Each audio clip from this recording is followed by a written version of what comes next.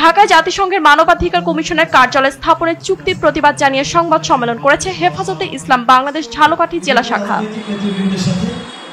আমাদের ঢাকায় জাতিসংঘের মানবাধিকার বিষয়ক কমিশনের যে কার্যালয়ের চুক্তি হচ্ছে আমাদের সাথে বা মোটামুটি কার্যক্রম হয়ে গেছে অলরেডি, এর বিরুদ্ধে কি কি ক্ষতিকর দিক আছে এই কার্যালয় যদি আমাদের বাংলাদেশে আসে, তো এটা কি কি ক্ষতির দিক সেটা আমরা দেশবাসীর কাছে তুলে ধরতে চাই। তো এই ব্যাপারে আমাদের নেতৃবৃন্দ, কেন্দ্রীয় নেতৃবৃন্দ বিভিন্ন ভাবে সরকারের সাথে আলোচনা করেছেন। গতকালকেও প্রধান উপদেষ্টার সাথে এই বিষয়ে কথা হয়েছে, মিটিং হয়েছে। আজকেও বিভিন্ন রাজনৈতিক নেতৃবৃন্দের সাথে গোলটেবিল বৈঠক হয়েছে। তো সেখান থেকেও আমাদের সিনিয়র, আমাদের যুগ্ম মহাসচিব আল্লামা মামুনুল হক প্রেস ব্রিফিং করেছেন জাতীয় প্রেস ক্লাবে, সেখানেও বিস্তারিত আলোচনা করেছেন। আজকে দ্বিতীয় স্বাধীনতা আমরা বলি যে বিগত 5ই আগস্টের পরে পটভূমিতে বাংলাদেশের বিশৃঙ্খলা এড়ানোর জন্য আমাদের একজন যোগ্যতা সম্পন্ন মানুষের খুব দরকার ছিল, আমাদের খুবই দরকার ছিল।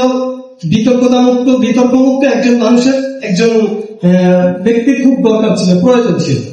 সেই হিসেবে আমরা দেশবাসী সকলেই এক বাক্যে ডক্টর মোহাম্মদ ইউনূসকে আমরা মেনে নিয়েছিলাম যে তিনি বিতর্কমুক্ত একজন যোগ্যতা সম্পন্ন মানুষ, এই বাংলাদেশকে পরিচালনা করার মতো সক্ষমতা তিনি রাখেন। তো এইভাবে আমরা দিন আগানোর পরে, সামনে আগানোর পরে দেখলাম যে তিনি আস্তে আস্তে আমাদের দেশের উন্নয়নের যে এজেন্ডা সেগুলো বাদ দিয়ে উনি আস্তে আস্তে কেমন যেন ওয়াশিংটনের এজেন্ডা বাস্তবায়নের বেশি আগ্রহী। উনি আস্তে আস্তে করতে করতে একটা পর্যায়ে এখন বর্তমানে যে উনি জাতিসংঘের যে মানব অধিকার বিষয়ক কার্যালয় স্থাপন করতেছেন ঢাকায়, এই মানব অধিকার বিষয়ক কমিশন এটা তো ফিলিস্তিনেও আছে। তো এই কমিশনের কাজ কি, ফিলিস্তিনে ওনাদের কাজ কি, ওনারা কি করতেছে সেখানে, এগুলো আমরা জানতে চাই। যে সেখানে না গিয়ে তারা কেন ঢাকার দিকে তাদের নজর পড়বে। জাতিসংঘ এটা হলো আমাদের মুসলমানদের জাতীয় শত্রু, সারা বিশ্ব মুসলমানদের জাতীয় শত্রু হলো এই জাতিসংঘ। যেখানেই মুসলিম নিধন লাগে সেখানেই তারা আগে আস্থা রাখে। প্রথমত এই জাতিসংঘ যারা কার্যক্রম পরিচালনা করে, এই ব্রিটিশ বেনিয়া, ওরা যেখানেই গেছে সেখানেই রক্তপাত ঘটেছে। এর পরবর্তী দ্বিতীয় যারা আমেরিকান যে আছে, ওরা এই কাজগুলো করে যাচ্ছে। তো এই ব্রিটিশদের পরে, রক্তপাতের পরে শ্রেষ্ঠ হলো আমেরিকা। ওরা যেখানেই যায় সেখানেই গৃহযুদ্ধ লাগিয়ে দেয়, সেখানেই দেশের মধ্যে অস্তিত্বের পরিবেশ কায়েম করে। তো আমাদেরও মনে হচ্ছে, আমরা শঙ্কিত যে এই জাতিসংঘ, এই যে মানবাধিকার বিষয়ক কমিশনের যে কার্যালয় এখানে আসতেছে, এর মাধ্যমে দেশের কোনো উন্নয়ন তো হবেই না, বরং আমাদের মুসলিম নিধনের, মুসলমানদের স্বার্থ বিবর্জিত বা মুসলমানদেরকে ঈমান নিয়ে বাঁচাও মুশকিল হয়ে যায়।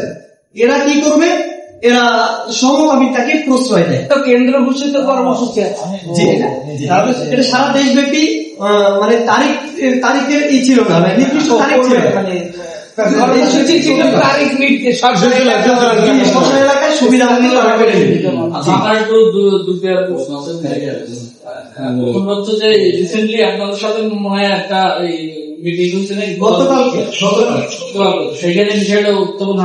সেখানে বিষয়টা উত্থাপন হয়েছে, কিন্তু সঠিকভাবে পরিষ্কার কিছু বলছেন না ওরা। 2 নম্বর প্রশ্ন হচ্ছে আপনাদের যে আসিমে যে সম্পাদক হয়েছে, ওই যে সরকার দপ্তরের হেফাজতের, এটার ব্যাপারে আপনারা যে ব্যবস্থা নিচ্ছিলেন, এটার আপডেট, এটা বাস্তবায়ন কোন কর্মসূচি আপনারা? সেটা বাস্তবায়ন আমাদের নেতৃবৃন্দ সরকারের সাথে যাবতীয় যোগাযোগ করে যাচ্ছে। গতকালকেও করেছেন যে আমাদের এই সাপ্তাহ শহীদ যারা ছিলেন আমাদের, তাদের পুনর্বাসনের, পরিবারদের পুনর্বাসনের ব্যবস্থা করা। তারাও তো অন্যায় ভাবে হত্যাকাণ্ডের শিকার, ফ্যাসিস্ট হাসিনার অন্যায় ভাবে, এই জুলাই অবস্থানে যেভাবে হত্যাকাণ্ডের শিকার অন্যায় ভাবে, ঠিক সেম একই কারণে বা একই অবস্থার কিন্তু তারাও এই হাসিনার হত্যাকাণ্ডের শিকার। যে সমস্ত মামলা করা হয়েছে, আর আমাদের নেতৃবৃন্দের যে শত শত মামলা ছিল সেগুলো অধিকাংশই তারা রিমুভ করেছে মামলাগুলো, আর বাকি যে মামলাগুলো আছে সেগুলোর ব্যাপারে কথাবার্তা চলছে। অচিরেই এই মিথ্যা মামলাগুলো তারা রিমুভ করে দেবে। তো আমরা মনে করি বাংলাদেশ হেফাজতে ইসলাম বাংলাদেশ এটা কোনো রাজনৈতিক কোন সংগঠন না, ইমানি সংগঠন, এই দেশের মুসলমানদের ইমান বাঁচানোর সংগঠন। তো সেই হিসাবে সারা দেশব্যাপী এই প্রতিবাদ কর্মসূচি চলছে। আমাদেরও আজকের কর্মসূচি ছিল যে এই বিষয়ে বিক্ষোভ মিছিল হবে, জনসাধারণকে এই বিষয়ে বোঝানো।